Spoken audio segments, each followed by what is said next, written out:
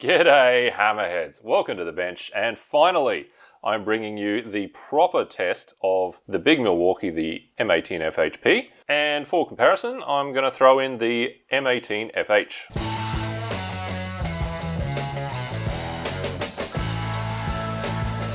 Now, first things first, these guys do have a couple of different names. So here in Down Underland, we've got the M18 FH, which is the 26mm or 1-inch hammer. In the Americas, that one is called the 2912. The 20 just means bare tool. You got these other ones which are kits as well. And because that would be too bloody easy, there's also a different model number in Europe, M18 1FH. And also in Europe, there is also a version of that tool with a quick change chuck, the 1FHX. So, any Euros out there watching this, what's the deal? How come you guys use quick change chucks so much? I find them useless myself, but I'm really keen to know what the deal is up your way. And the bigger guy on the bench, we call that the M18 FHP. In the Americas, that's the 2915. And in Europe, M18 1FHP. And the big guy on my bench also has about the same specs as this one, the D handle. So if you're wondering how that one's going to go, keep an eye on my big one. So they both look quite similar. The big one is a little bit bigger, but not hugely so.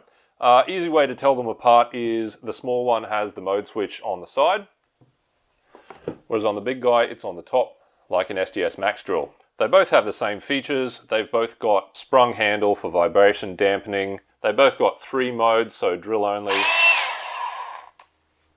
hammer drill, like free moving, and hammer only. And they both have the auto stop feature as well, which is like an anti-kickback safety feature. So if you're drilling and it binds up, it'll cut the motor and hopefully protect you from any kicking back it might be doing. And that's obviously a motion sensor based one because you can just do it, in your hand.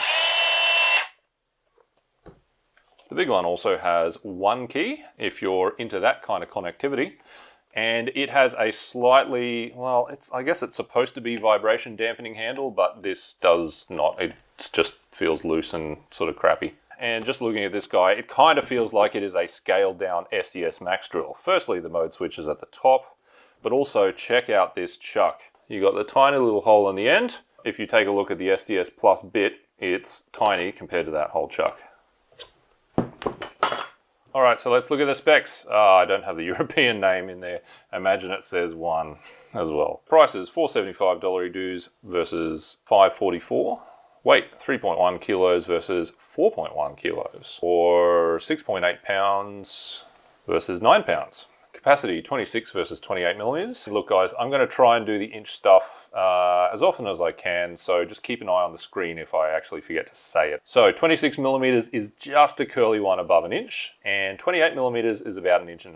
Impact energy, 2.7 joules versus 4.9, or 1.99 foot-pounds versus 3.61. So the impact power, 12,960 versus 22,540. So the big boy, that is some pretty crazy specs there. Firstly, the impact energy. Let's take a look at that. Well, compared to the other 28mm rated hammers, we got 2.8 joules, we got 3.2, we got 3. But this thing, with that much impact energy, really, that should be rated higher. In fact, if we look at this DeWalt, it is more impact, so they reckon, than a 32mm hammer. So it feels like Milwaukee is kind of selling this guy short for whatever reason. Also, the impact per minute is really fast for a hammer that big. So that impact power, that joules per minute, that is basically the highest out of any we've tested. This is probably the next highest, 19,000. Not even this SDS Max from Bosch gets that kind of drilling power. So they reckon. Let's see how it goes. Now it gets even more annoying because if we look in Europe, this guy is actually rated to 32mm, which is what I would think given that amount of impact force. The D handle also rated to 32mm. RPM 1330 for the little guy, pretty standard for a 1-inch hammer, and 800 for the big guy, pretty standard for an SDS Max or really big SDS Plus hammer.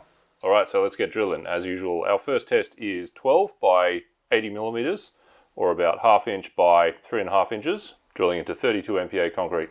Let's see how they go.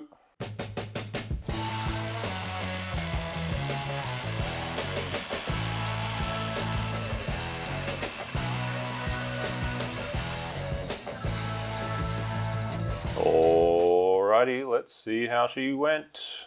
There's some red. And holy hell, we've got a new champion. Look at that. The big red boy way ahead of the entire pack, 4.95 seconds. Now, this is a new record in this test, easily beating the DeWalt 32mm, the Bosch 32mm as well, way back here. These guys are all 28mm. The freaky little Makita, just ignore that one. 28, 28, just incredible. This guy has blown them all out of the water, including the ones that are rated bigger, at least in Australia and the Americas. And just between us, this guy did a little bit of damage drilling these holes, getting started in a few of them, just completely walking around destroying the concrete instead of drilling in it. So if you're drilling small holes quickly, just be careful of that. And the little red, very, very respectable here. Basically, in this particular test, a little bit behind the little DeWalt, but other than that, in front of all the other 1-inch hammers. So, you know, that's a 1-inch, that's a 1-inch, that's a 1-inch back there. So yeah, very nice. Ahead of the pack, and this is what we've seen in my previous video where I tested all the 1-inch drills I had. This guy was top 1 or 2 in basically every category. Alright, so our next drilling test is the max capacity. So 26 mil, so that is just over 1 inch, and that is what this guy, the small one, is rated to. Now this drill bit series only goes up to 26 millimeters, so unfortunately the big guy, she's also getting 26 mil, but still a pretty big hole. Let's see how they handle it.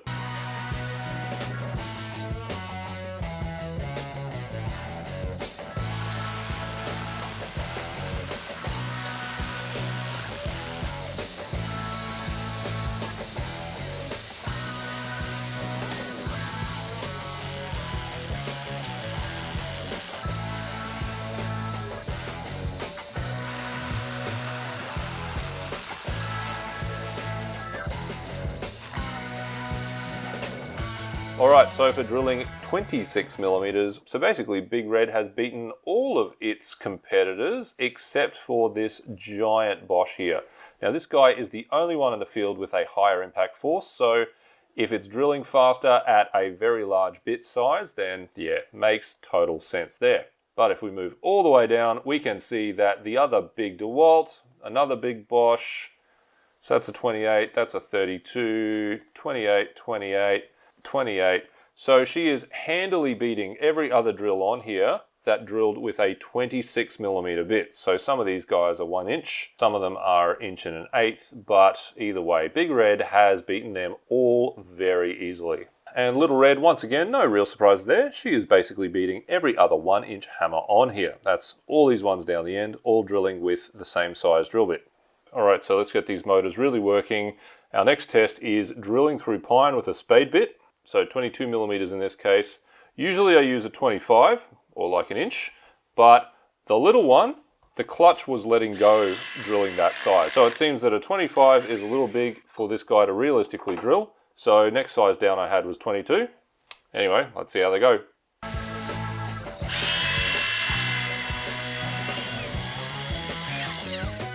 So that was with the 6 amp hour high output battery, and that test puts a decent load on the motor, so I just wanted to see if the HO batteries actually do anything. So I also did it with a 5 amp hour normal output battery, call that XC in the States, but they don't label them like that here. And the biggest M18 battery I got at the moment, the 8 amp hour high output. Let's see how they go.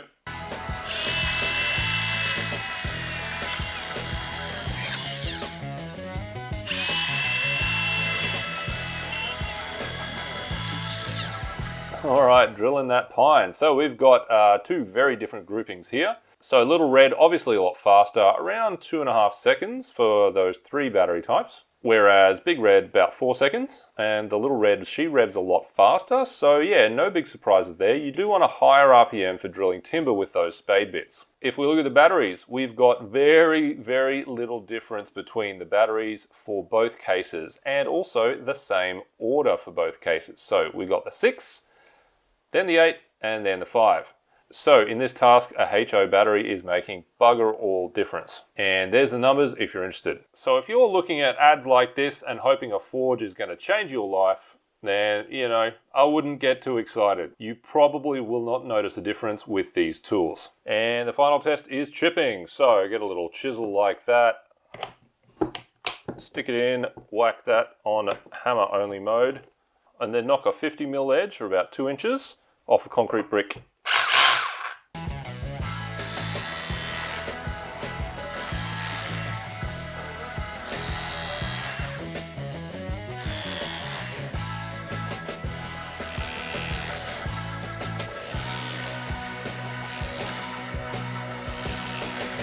Alright, for the chipping test, no huge surprises there. The big boy chips faster, 0.6 seconds average versus 0.99. So the big boy is rated smaller capacity than you'd expect for a hammer this size. So what I reckon has happened is they've come up with, some new tool, they weren't quite sure about it, and they gave it a lower rating than you'd expect, especially for something that hits as hard as this. So why is it only rated 28mm? Well, I think because maybe they've come up with some new sort of hammer system inside. They decided to do like a soft launch. They rated it kind of low. And then they released the D-handle version. They've rated that 32, which I reckon is where it should be. And while rolling it out in Europe, they've gone and just called this a 32 as well. Both of them 32 the same. So anyway, that D-handle one, same as this, but just different shape, longer shape, more comfortable for drilling downwards and stuff. So if we take a look at this parts list, we can see that the smaller 1-inch guy is basically hammering with a swing bearing or wobble bearing type piston, which is pretty standard for SDS Plus hammers. And this is actually a service manual, so if you want to see what kind of grease they have inside these, check that out. But the big guy, like I said at the start, feels like an SDS Max. Well, let's take a look in here. So we have a crank-driven piston here. So you see that in big SDS Max hammers. And so basically what Milwaukee has managed to do with this hammer is make an SDS Max style hammer mechanism in there. I guess it's smaller and less massive than usual, so they've gotten it to actually hammer as fast as an SDS Plus. So there you go, mechanically very impressive. But then the other impressive thing about this hammer is the price. This is basically a 32mm hammer, 1.25 inch, and they are selling it for $540 odd in Australia, whereas other hammers that size are usually in the sort of $700-800 range. Don't worry honey, I get mine on sale. This DeWalt one, rated 32mm, more like $750-800 versus $550.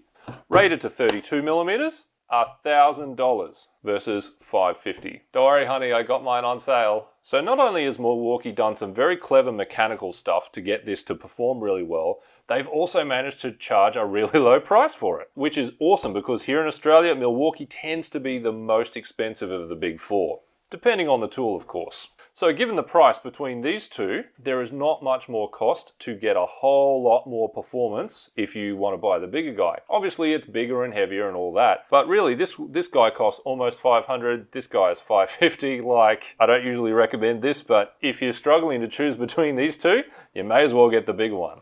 So in this Gen 2 style hammer, Milwaukee has really managed to absolutely hit it for 6. They've made probably the best performing overall 1-inch on the market, but more exciting for me, this incredible tool right here. So we saw today that she outperforms bigger hammers from DeWalt and Bosch, while costing a lot less too, which for Milwaukee, I am super surprised by because Milwaukee usually cost a packet here. So anyway, hammerheads, thanks for watching. Like and subscribe and all that YouTube stuff. You know, subscribers is how the world goes round, and I really could use a little more ad revenue and even some patrons on my Patreon to help pay for all these bloody tools. So anyway, thanks for watching, and we will scratch yous later.